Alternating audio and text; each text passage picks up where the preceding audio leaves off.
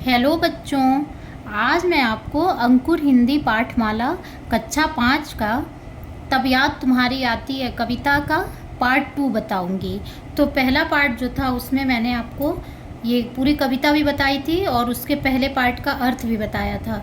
अब इसके दूसरे पार्ट जो था, दूसरे जो पैराग्राफ है उसका अर्थ बताऊंगी। जब छम छम बूंदें गिरती हैं, बिजली चमचम कर जाती है। तो इसमें कवि जो हैं रामनरेश त्रिपाठी जी, वो कहते हैं कि जो भी हमारे प्रभु हैं, ईश्वर हैं, सृजनहार, जो कि सृजनहार मतलब जो कि निर्माता हैं, जो ये पूरे प्रकृति हमारी पूरे संसार को बनाए हैं, तो उन्होंने इतनी अच्छी अच्छी चीज़ें बनाई हैं हमारे लिए कि मैं उनका बहुत धन्यवाद करता हूँ उसके लिए।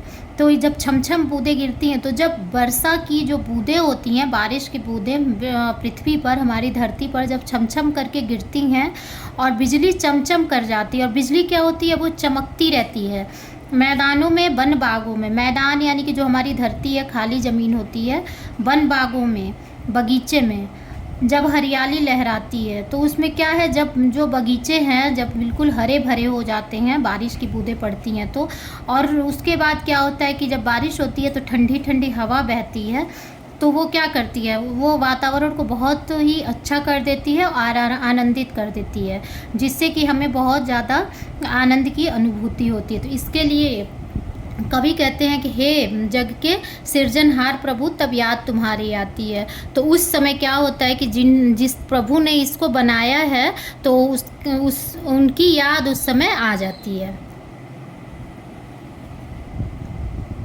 चुपचाप चमकते तारों की महफिल जब रात सजाती है, जब चाँद शान से उठता है, दिल की दुनिया जग जाती है। रात के समय जब हमारे जो तारे होते हैं वो बिल्कुल शांत वातावरण में चमकते रहते हैं, और उसके बाद क्या होता है कि उसमें जो चाँद होता है वो कुछ एक्स्ट्रा चमकता है।